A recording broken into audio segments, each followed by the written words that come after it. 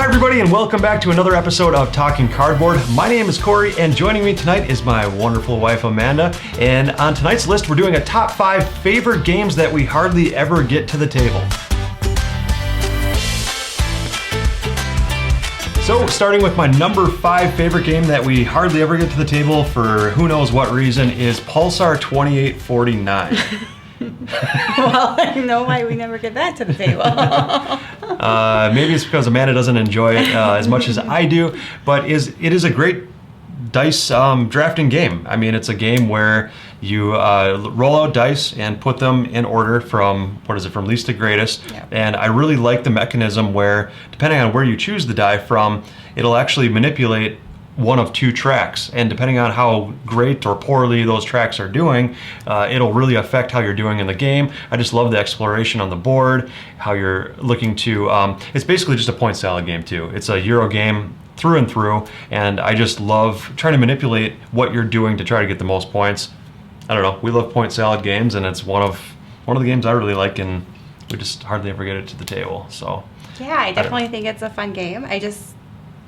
I think it's a long game and it's hard to learn from the start, and you just have to continue to play it over and over again to fully understand it. And I think I just haven't gave it a chance yet to really pick up on it. We really haven't given it too fair of a chance quite yet. We've played it a few times, but it's been few and far between. It hasn't been where we've sat down and played a couple times in a row or a couple nights in a row. Yep. So I think that would definitely help with that. So going into Amanda's number 5, what is yours? Mine is Lords of Waterdeep. I really enjoy this game. We don't play it too often.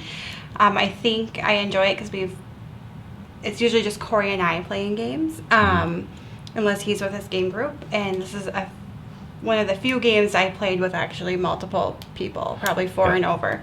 Yep. And I actually think it runs pretty well with 4 and over. Sometimes when you get a lot of people, it takes longer for me, and I'm where I want to play, enjoy it, but then not have it be too long.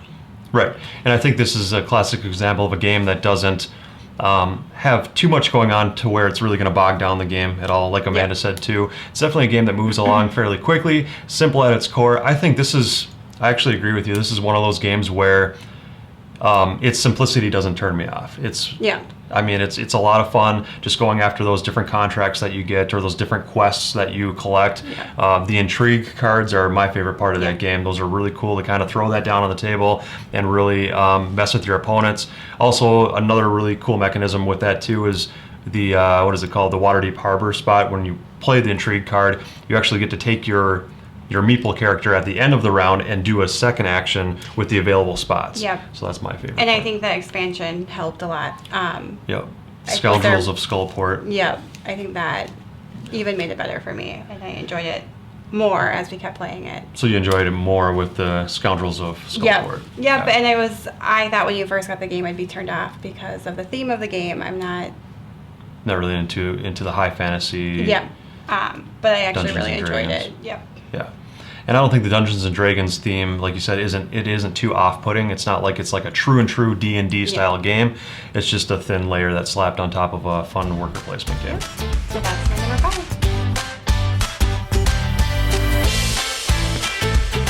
5. All right, moving on into game number 4. What is yours, Amanda? My number 4 is Great Western Trail. I really enjoy this game. I think the reason why we don't play it, or I don't play it as often, is because it takes quite a bit of time to not only set up, but to play. So it probably takes around an hour and a half. And now that we just kind of started our family and have a daughter, it's harder for me to find that time to sit down and to play for that long. Mm-hmm. And we just got the expansion that we haven't cracked open yet either, but we're hoping that adds a little bit. But yeah, now that we have a daughter, a nice, new young daughter, 6 months old, it's harder to get to the table, especially weeknights. We only have about an hour of free time each night, and that's not always without interruptions. So it's harder and harder to get the longer games to the table. Yep. But yeah, that's actually my favorite game of all time. So we need to get that to the table more often. So moving on into my number 4. My number 4 is Castles of Burgundy. Do you feel like we get to the table very often? I feel like we used to more often when we first got the game. I feel like we played it quite a bit.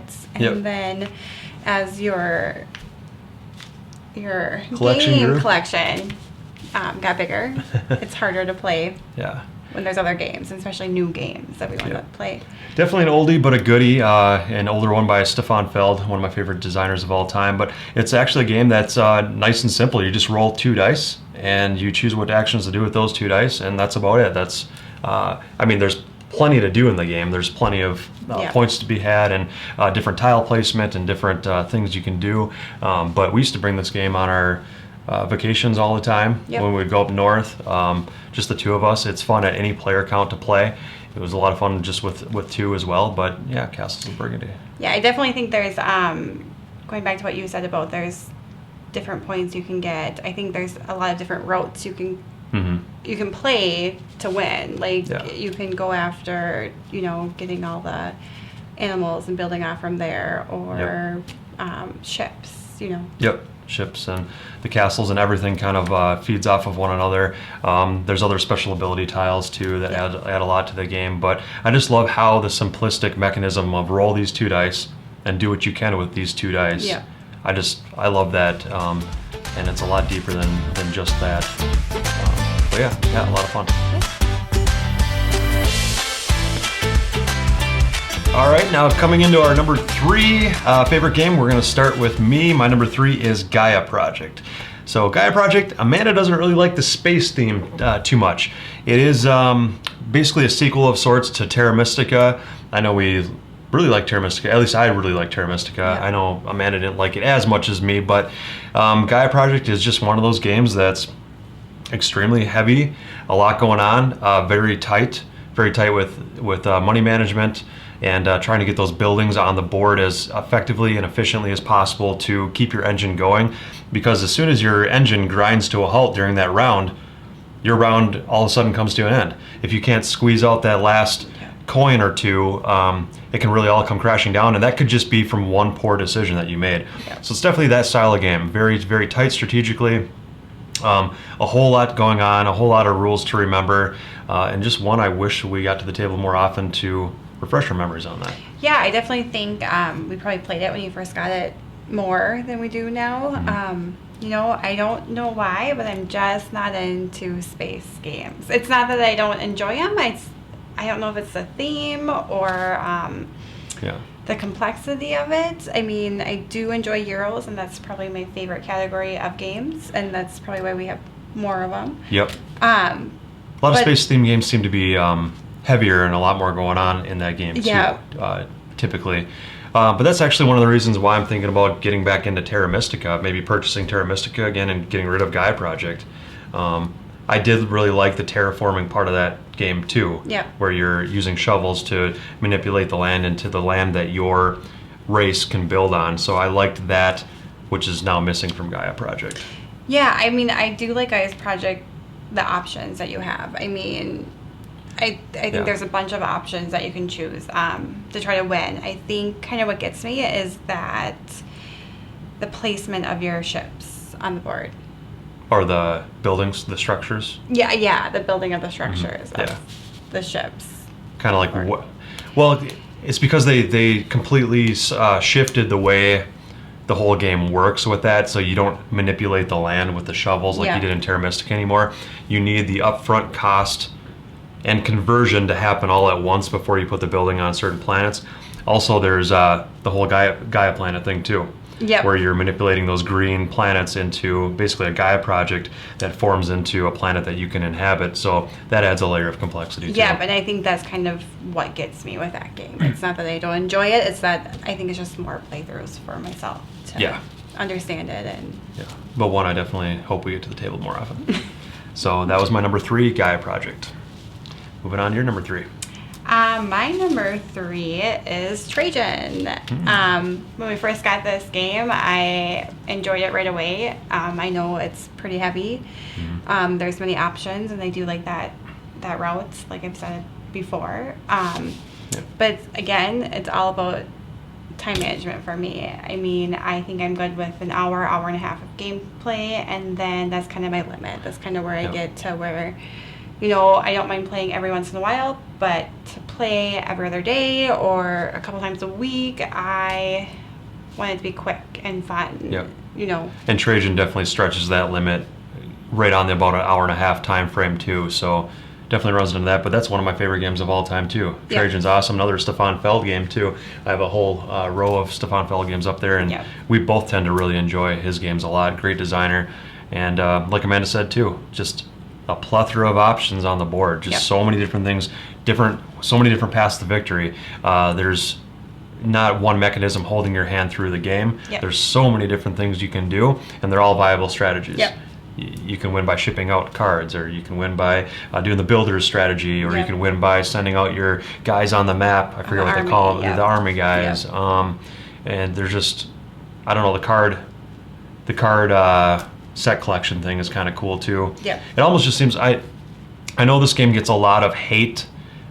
Well, I guess by the haters, they say that there's too many mechanisms thrown into one box, almost like Stefan Feld just thought this was cool and that was cool and this thing was cool. Let's just throw it all in the same game. So they kind of complain about that, but that's actually what I enjoy most about that game. Yeah, so do I. I like that, you know, one playthrough I could try to go after building buildings and try to win that way, or go after, like you said, getting the collection of cards, you know, or if I want to do a couple options, maybe not focus on one and just focus on a little bit of another. I just like how there's options and you can win by different options, and it's not like you figure out how the game is played and then that's how you win every single time. I like how you can go through other options and try to win. Right. Good choice.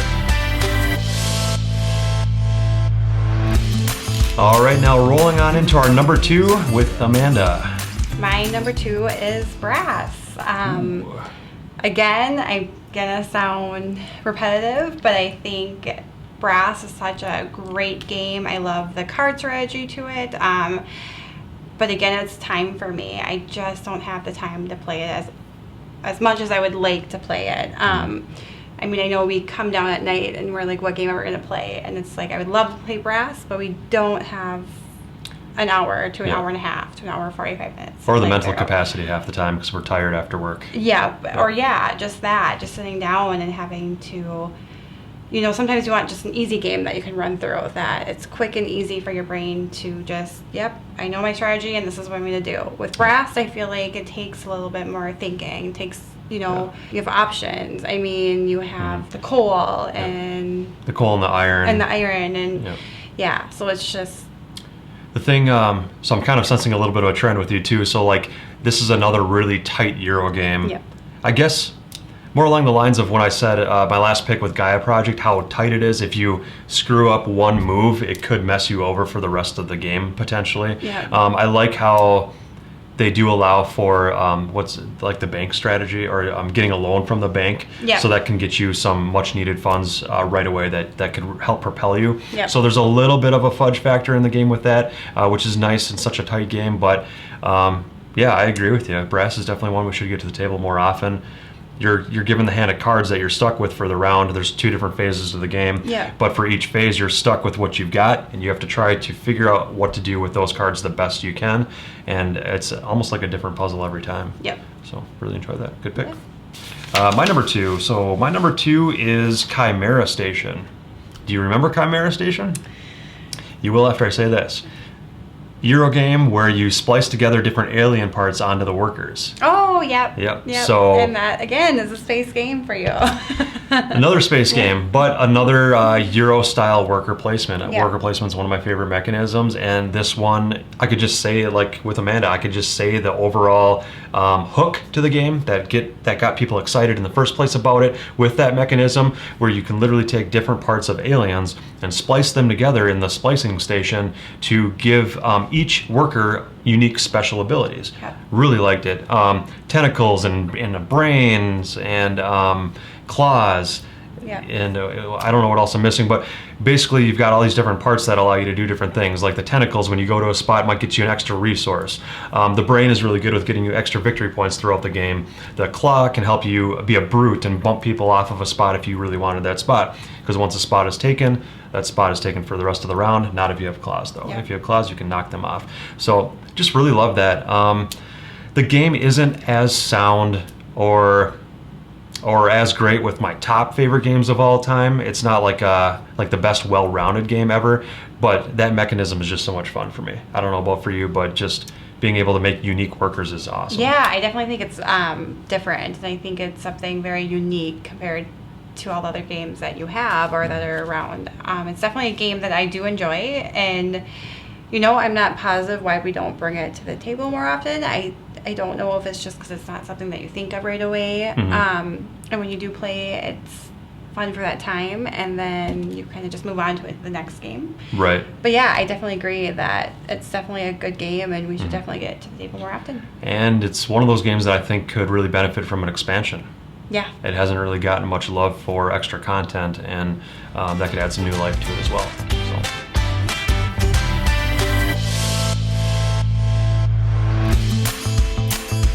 All right, the grand finale, our number one. We'll start with me. My number one game that we hardly ever get to the table that I really enjoy, and I don't know why, is Heaven and Ale. Oh, yeah. I got that for you for Christmas. Yes. Amanda got it for me for Christmas. Was it last Christmas? Yeah, So it's been almost a year. Yep. So it's been about 10 months since we got it. And it was one of those games where doing research online, I know we did some research on it before the purchase. Yep. I was kind of iffy about it. I was on the fence, didn't really know a ton about it. It really didn't seem too interesting on the surface, but definitely one I really wanted to try. Yep. And I'm glad we did. I'm glad Amanda got it for me for Christmas, because after that first play, or after the first half play, halfway through, it really got me hooked on the game.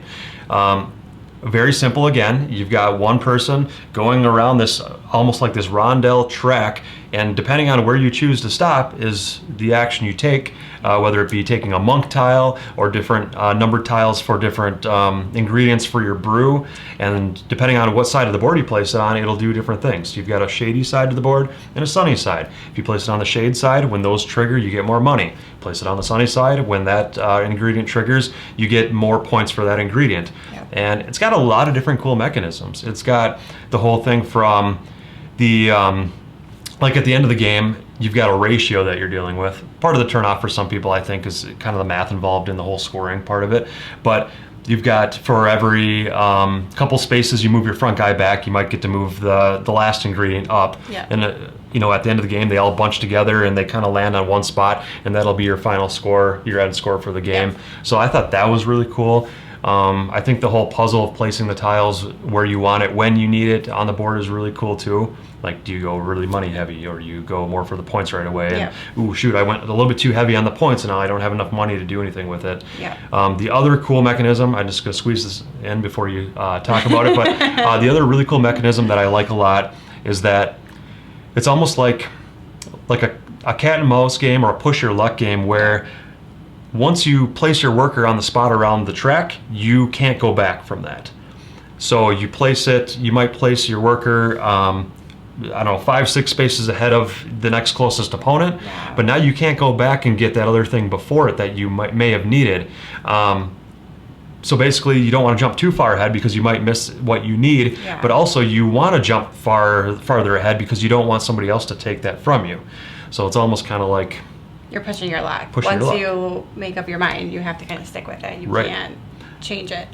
I think it's hard too for people that you just don't score that high. I remember playing don't. it the first time, and we're like, wow, we are at like 5 points. yeah, or like 10 points. 10 points. And Yeah. I think we Googled and we're like, is this correct? Did we Yeah. play this Yeah. correctly? I mean, running through the rules, Yep. and I mean, it seemed Yeah. like we did, and we played a few more times, and we just realized it's just not a high scoring game because you are taking that ratio and you are moving the furthest player back forward Right. each time. Yep. I definitely do enjoy this game a lot. I do like what you said, pushing your luck, trying to figure out where you want to go and then who's going to go first for it, or Yep. if you could wait that extra turn because you think they're going to go for something else. Right. You might only jump 2 or 3 spots ahead, and you really want that 5th or 6th tile, Yep. but you're going to push your luck, and now your opponent just took that 5th or 6th tile. Yeah. So now you're out of luck. Yeah, I definitely think that it is a push your luck game, and that most Euro games, it's point driven. You want to get the most points, and you end up with 120, 100 150, 200 points sometimes. Stone And I Age classic think- example, pushing 300 points in Stone Age. Yeah, So, and so I think it's just different. I'm definitely, my genre of games is Euro games. That's what I'm drawn to, and I and think, point salad specifically. yeah, too. and I definitely think that that's probably maybe for me one of the downfalls is that maybe you don't score as many points, and Yeah, 1-7 to 4. yeah, and then You know? making sure that you're getting that before the other player is getting that, and like rushing. Like I enjoy taking my time and figuring out what I want to do, and having a plan. And sometimes your plan changes if someone else takes what you need, Right. and then you have to kind of rethink and go Right. a different route. Right. But yeah, that's my number one game. I wish we got to the table more often. And the moment you've all been waiting for, Amanda's number one. This probably will not surprise my husband, but it is Stone Age. Not it's surprised. my all-time favorite game. It's Yeah. probably the first Euro game that got me into gaming more. I know we had a few games prior to that, but it's definitely a game I've enjoyed. I'm definitely more of an independent player, and I kind of want to do what I want. So a lot of games that are more driven Toward like co-ops or player confrontation, fighting each other. Yep. I'm not a big fan of that style. Not that it's not fun. It's just something that I'm not into. But Stone Age has always caught my eye. I like the dice. I like how that, you can't always be dependent on putting 2 dice there. Sometimes you need to put 4 dice there, even Or if 4 guys to get 4 dice for that. Yeah. So I definitely think I'm okay. I know a lot of people may not like that it's kind of a luck-driven game because of your dice, but I think that to me it's more strategy. You need to know how many dice to put there to Right. get what you need. If you only need 6, you might, put a couple dice there. But if you feel like that you might not get 6, you might need to add more. I mean, I know I've played multiple times and that's screwed me over a few times, but I definitely don't mind getting dice or playing your dice and then getting what you need from. Playing your workers out to the spot. Yep. And that is the one big negative that people usually say if they don't like this game, is that they feel like it is just all luck driven. Like, I rolled bad, so I'm doing poorly. But no, it is a game about playing to the probability. It's if you really need it, you better put an extra worker there to get an extra die to increase the probability that you'll hit what you need. If you don't want to play that way, you can go ahead and get tools. Tools is a great way to mitigate your dice too. The more tools you have, the more tools you can tap to add that much value to your overall dice roll, and you can get the resources you need. But like Amanda said too, it was our very first Euro game we ever bought together, and really one of those staple games that got us heavily into the hobby and got us hooked right away. So definitely near and dear to our heart with that game. And definitely a game I would love to get to the table like every week. I mean, I just truly enjoy the game, and I think we play it so often. My husband kind of was like, I need a break from playing. I was gonna say I don't know why it's on this list, because this is top favorite games that you want to get to the table more often, and we've gotten this game to the table 100 times. Well, I feel like 100 times. Probably 60 times. Probably more at the beginning of when we got it and we started playing, and when we didn't have. When we or you didn't have this huge collection behind. Well, when we got the game, I think at the time I only had Dominion, Great Deck Builder, and what's the other game? Munchkin. So I only had Munchkin and Dominion to really kind of base my overall knowledge of board games, other than Monopoly and Stratego and Ratco and other big box Target store games like that. Those were the only games we really had to go off of. So when we first brought Stone Age to the table, it was like, wow, this is really cool. This is something completely different, something I've never seen before. So I agree. This is definitely on probably my top 10 or 20 favorite games of all time. I know it's your top favorite game of all time. But I don't know, good pick. Anything else you wanted to say about it? Nope, I think I'm good. All right, well, that rounds off our list for now. That is our top 5, each of our top 5's favorite games that we'd like to get to the table more often. So we really appreciate you guys joining us. If you liked the video, please hit the thumbs up and consider subscribing to the channel as well if you'd like to see more content. This is what we're all about. Hopefully getting my wife to the table more often to do more of these reviews, or top 10s or top 5 lists as well. And stay tuned. Till next time, you all have a great day.